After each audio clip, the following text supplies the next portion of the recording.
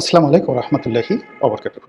সম্মানিত দর্শক, আমাদের রাজনীতি ২০২৫ সনের ডিসেম্বর মাসে এসে যেভাবে ঘন ঘন বাক পরিবর্তন করছে, আমাদের দেশে বর্ষাকালে পদ্মা নদীতে যখন বন্যা হয়, সেই বন্যার সময় পদ্মার তীরবর্তী অঞ্চলে যে ভাঙন দেখা দেয়, যখন পদ্মা তীরের মানুষগুলোর জীবন জীবিকা সব কিছু ধূলিসাৎ হয়ে যায়, প্রত্যেকটি রাত বিনিদ্র কাটে, এই বুঝি তার বসতভিটা ভেঙে পদ্মা গর্ভে বিলীন হয়ে গেল।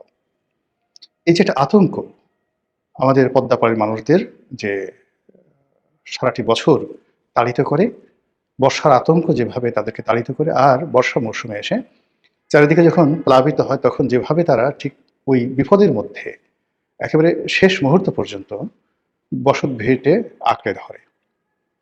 আর যখন ভয়াল পদ্মার করাল গ্রাসে জায়গা জমি বাড়ি ঘর গাছপালা থেকে শুরু করে এমনকি মসজিদ মন্দির পর্যন্ত পদ্মা গর্ভে বিলীন হয়ে যায়, তখন পদ্মাপাড়ের মানুষের যে হাহাকার, তার যে আরতি, এটি কেবলমাত্র যারা ভুক্তভোগী তারাই বলতে পারবেন।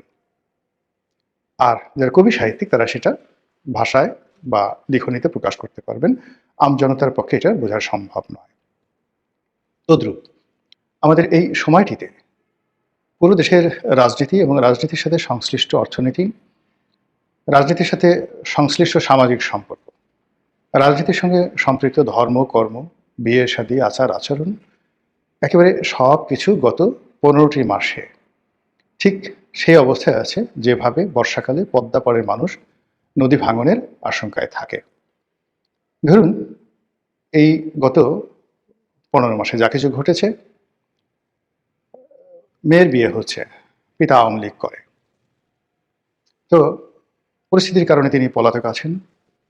বিয়ের অনুষ্ঠান হচ্ছে, বিয়ের অনুষ্ঠানে এসে হঠাৎ করে যারা মব সৃষ্টিকারী তারা এলেন, এসে বিয়েটা ভেঙে দিলেন। যারা আয়োজক ছিলেন তাদেরকে মারধর করলেন, যারা বরযাত্রী এসেছিলেন তাদেরকে ধাওয়া দেওয়া হলো, তারা পালিয়ে গেলেন। এই ঘটনা বাংলাদেশে কখনো ঘটেনি। এরকম অসংখ্য ঘটনা, যেগুলো যদি আমি বলতে চাই রীতিমতো মহাকাব্য রচিত হয়ে যাবে। আমরা যারা 70-এর দশকে বালকবেলা কাটিয়েছি, আমাদের কাছে একজন শিক্ষক, তা তিনি প্রাইমারি স্কুলের শিক্ষক হন কিংবা হাই স্কুল, এই দুটো প্রতিষ্ঠানে যারা শিক্ষক মণ্ডলী ছিলেন তাদেরকে আমরা মনে করতাম বটবৃক্ষ।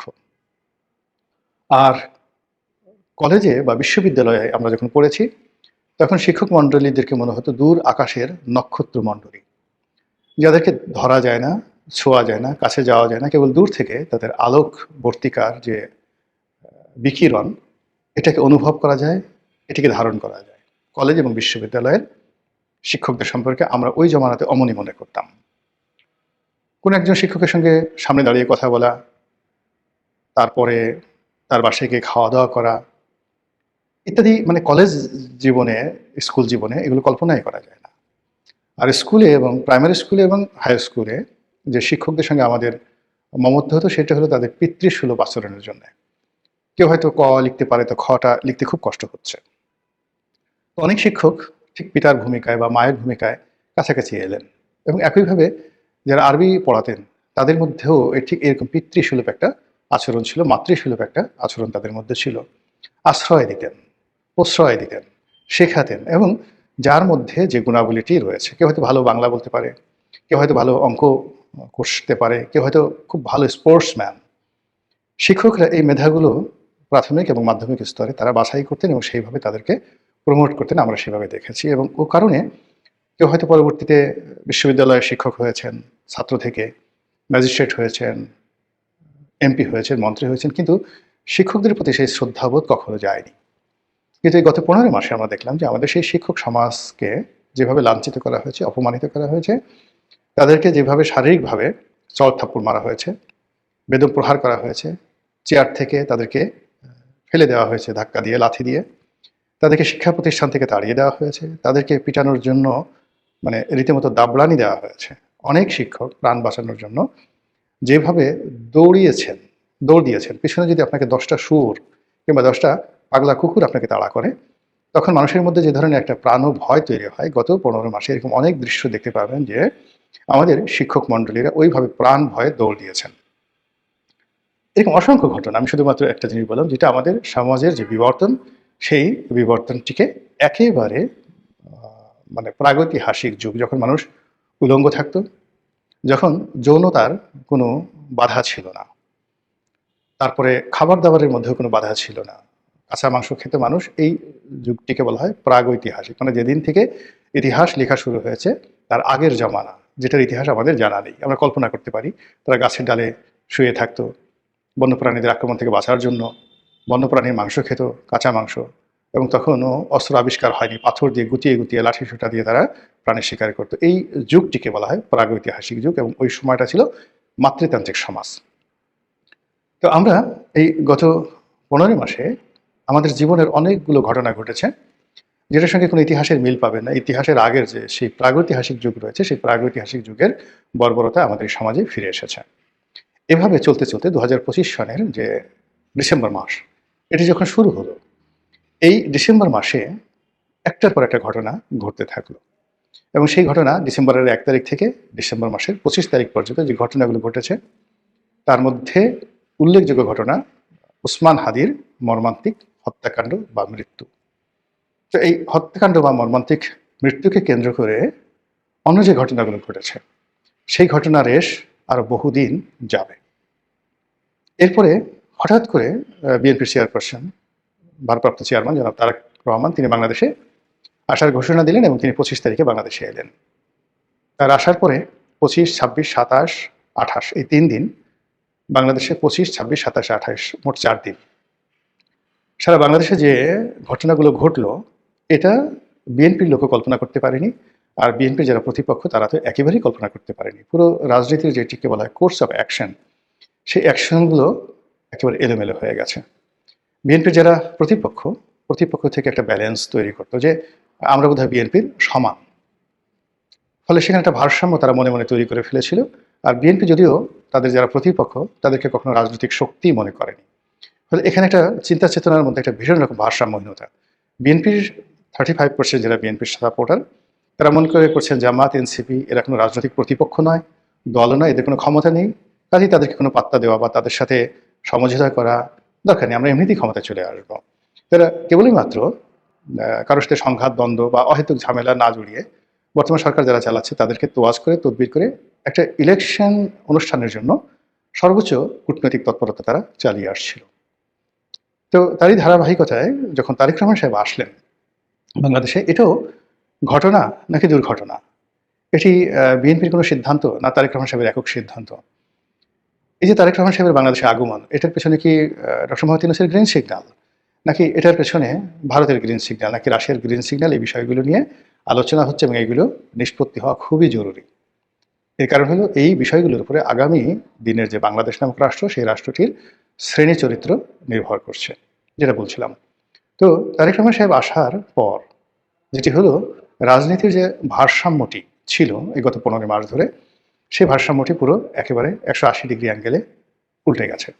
বিএনপির যারা লোকজন রয়েছেন তারা প্রাণান্ত চেষ্টা করছেন এখন তারেক রহমান সাহেবের দৃষ্টি আকর্ষণ করার জন্য, যে রাষ্ট্রীয় প্রতিষ্ঠানগুলো কিংবা ব্যবসায়িক প্রতিষ্ঠানগুলো, কর্পোরেট হাউসগুলো, মিডিয়াগুলো এতদিন এনসিপির তেলবাজি করতো, ডক্টর মোহাম্মদ ইউনূসের মনোরঞ্জনের চেষ্টা করত, আর আওয়ামী লীগের বিষোদ্গার করতো, এবং বিএনপির ব্যাপারে 50-50।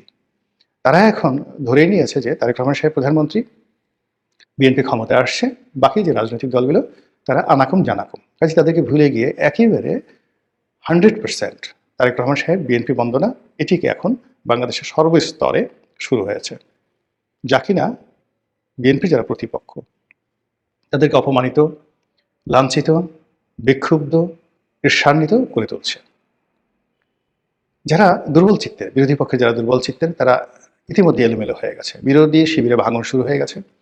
এবং আপনারা দেখেছেন যে বিএনপির সঙ্গে যে সকল রাজনৈতিক দলের জোট করার কথা ছিল, এবং সেই সকল জোটের যারা কর্তা ব্যক্তি, তারা খুব যাকে বলা হয় গর্ব নিয়ে তারা বলছিলেন যে আমরা নিজেদের প্রতীকে নির্বাচন করব, স্বতন্ত্র নির্বাচন করব, এবং আমাদের সাথে আসন সমঝোতা হবে, কিন্তু প্রতীক থাকবে।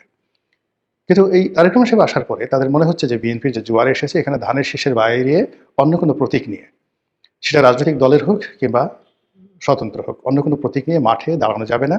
থানা, পুলিশ প্রশাসন কেউ তাদের সঙ্গে কথাও বলবে না।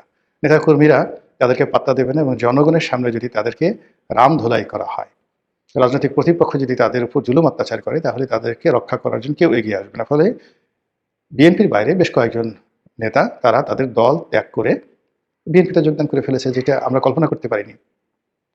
আমরা আসন সমঝোতার যে প্রেডিকশনগুলো করেছিলাম গত কয়েক মাস ধরে, যে বিএনপি হয়তো 100 সিট ছেড়ে দিবে, তাদের হাতে সেই 200 সিট রাখবে, কিন্তু সেটা দেখা গেল যে বিএনপি এখন এমন একটা পর্যায়ে চলে গেছে, তারা 6-7টি সিটে ছাড় দিয়েছে এবং শেষ পর্যন্ত এই 6-7টি সিট থাকবে কিনা তাও মানে সন্দেহের বিষয়। বিশেষ করে আসাম আব্দুর রব, তারপরে মাহমুদুর রহমান মান্নার সাহেবের মতো মানুষ কেন যেন এই সময়টিতে বিএনপি থেকে দূরে সরে পড়েছে। তাদের অনেক ক্ষোভ বিএনপির বিরুদ্ধে। অন্যান্য ছোট ছোট যে রাজনৈতিক দলগুলো ছিল তারা ইতিমধ্যে কেউ পুরো রাজনৈতিক তাদের সত্তা, পার্টি বিলুপ্ত করে তারা বিএনপিতে বিলীন হয়ে গেছেন, আর কেউ কেউ আংশিক অর্ধেক আছেন আর অর্ধেক বিএনপিতে চলে গেছে।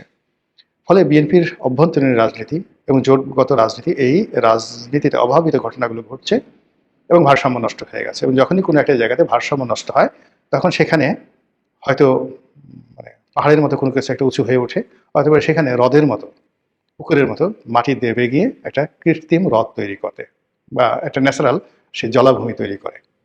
বিএনপির এই সাইডে যা কিছু হচ্ছে, আবার বিএনপির যেটা অপোজিট সাইড, যেমন জামাত, হেফাজত, চরমোনাই, যারা বিএনপিকে একটি একক শক্তি ধরে বিএনপিকে পরাজিত করার জন্য যেভাবে আশাবাদী হয়েছিল, এখন তারা মনে করছে যে বিএনপি যদি ক্ষমতায় আসে এবং তারেক রহমান সাহেব যদি প্রধানমন্ত্রী হন, তাহলে তাদের অনেকের পিঠের চামড়া থাকবে না। পিঠের চামড়া থাকবে না এই কারণে যে তাদের কাছে 2001 থেকে 2006 এই সময়ের যে স্মৃতি আছে, সেখানে জনাব তারেক রহমান সাহেবকে তারা মনে করছেন যে তিনি একজন রাফ এবং টাফ মানুষ। তিনি কোনো কিছু সহজে ছেড়ে দেওয়ার মতো মানুষ নন। তিনি রাজনীতি করছেন গত সেই 17 বছর ধরে, অনেক ভালো ভালো কথা বলছেন, অনেক পরিবর্তন হয়েছেন, পশ্চিমা ধাঁচের চিন্তা চেতনা দ্বারা তিনি প্রভাবিত হয়েছেন। এগুলো কথার কথা, এগুলো সান্ত্বনা। কিন্তু বাস্তবতা হলো যে তার যে মৌলিক ক্যারেক্টারিস্টিক, তার যে চরিত্র, তিনি কেমন রাজনীতি করবেন, কি করতে পারেন, কি করবেন ইত্যাদি বিষয়গুলোর একটা পোর্ট্রেট তৈরি হয়েছে 2001 থেকে 2006 সন এই সময়টিতে।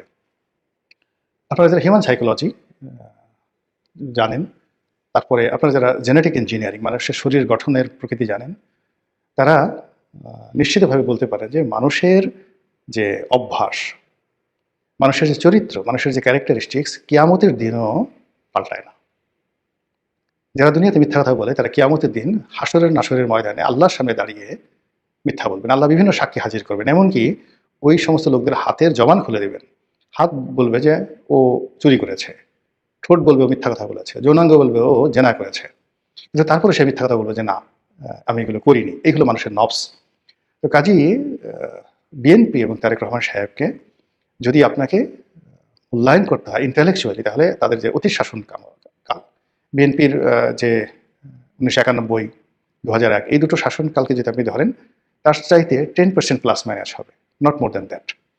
আর ব্যক্তি তারেক রহমান সাহেবকে নিয়ে যদি আপনি চিন্তা করেন, তাহলে তার যে 2001 থেকে 2006 ওই সময়টাতে তার যে কর্মকাণ্ড, এটির 10% প্লাস মাইনাস হবে, নট মোর দ্যান দ্যাট।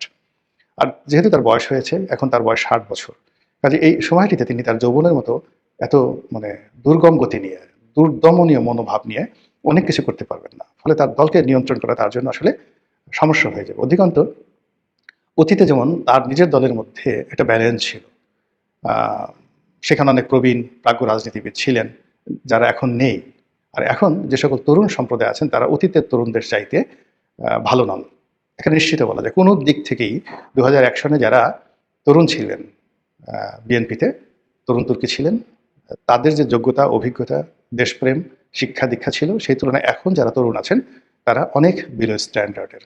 এর জন্য সেই যে গত 17 বছরের দমন পীড়ন যেভাবে জড়িত, অর্থনৈতিক অবস্থা জড়িত, অনেক কিছু, কিন্তু হঠাৎ করে আপনি এই শ্রেণীকে দিয়ে ভালো কিছু করতে পারবেন না। এটা বিএনপির যারা প্রতিপক্ষ, এখন এই তারেক রহমান সাহেবের উপস্থিতি এবং তাকে নিয়ে যে জয়গান হচ্ছে, তার প্রেক্ষিতে তারা বুঝতে পারছে যে পিঠের চামড়া থাকবে না। ফলে তারা এখন জামাতের সাথে থাকতে চাচ্ছে না। চরমোনাই, আমি আজকের দিনে যে ভিডিওটি করছি সেদিনের খবর হলো চরমোনাই জোট করছে না। মামুনুল হক সেও জামাতের সঙ্গে থাকতে চাচ্ছে না। এদিকে এনসিপিতে ভাঙন শুরু হয়ে গেছে। তো সব মিলিয়ে যে ঘটনাগুলো গত ৭ দিনে ঘটেছে, এটার যে ধারাবাহিকতা আগামী দিনগুলোতে মানে এমন অকল্পনীয় যে ঘটনা ঘটবে, সেই ঘটনা আমাদের রাজনীতিকে রীতিমতো তছনছ করে দেবে। মহান আল্লাহ আমাদের সবাইকে হেদায়েত দান করুন এবং হেফাজত করুন। আসসালামু আলাইকুম ওয়া রাহমাতুল্লাহি ওয়া বারাকাতুহু।